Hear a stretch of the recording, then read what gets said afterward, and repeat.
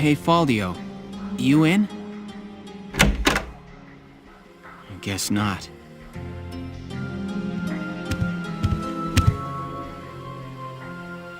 Notes on the Valkyrian race.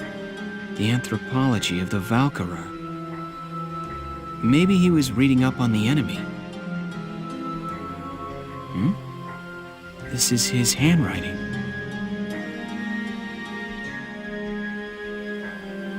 Alicia must be made to awaken. What? Alicia must be made to awaken. No matter how much I try, I can think of no other way. I almost wish I had never joined them on that expedition to the Barius ruins.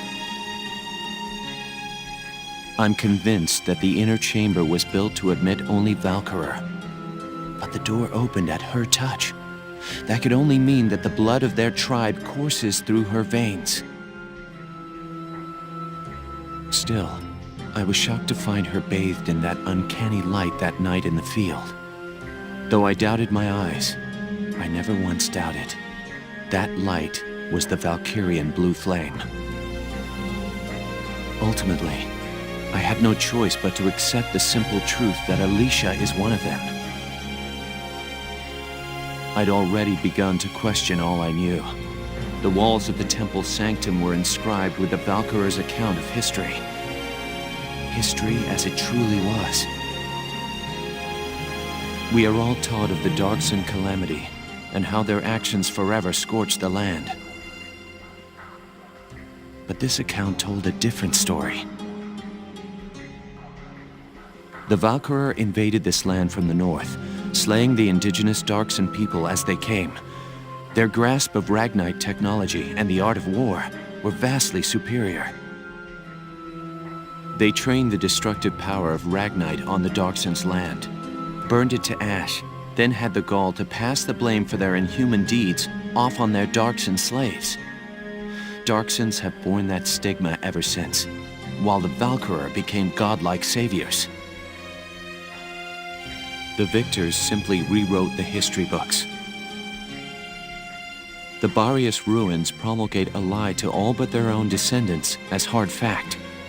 Reading about the Valkyra's power, the true face of these saviors, left me stunned.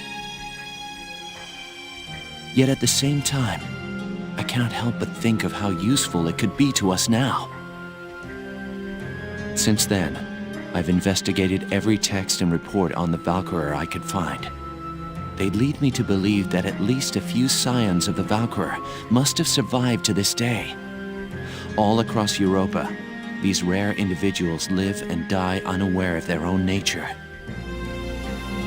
But history has recorded rare cases of individuals who have awakened to their powers.